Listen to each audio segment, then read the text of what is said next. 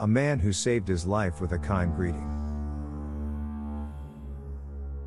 In the 1930s, a Jewish missionary took a walk down an alleyway at the same time every morning.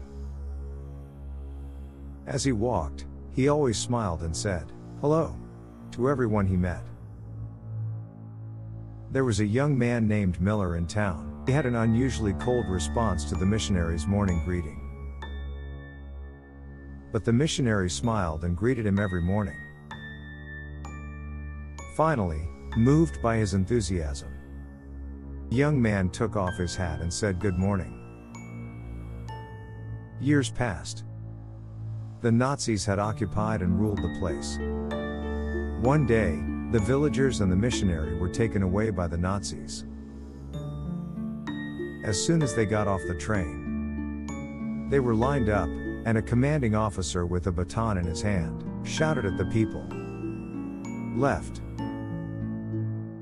Right." As it turned out, to the left were the people who were about to be taken to the gas chambers to be killed.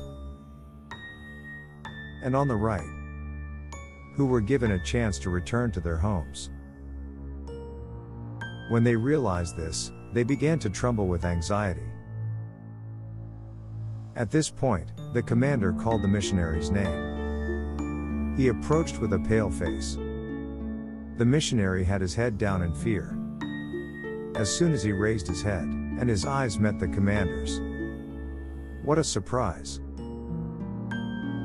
The commander was a miller from his own village. The missionary greeted him as he had in the past. "Hello, Miller." The miller replied in a small voice with an expressionless face. "Hello," Miller exclaimed, looking at the missionary. "Right."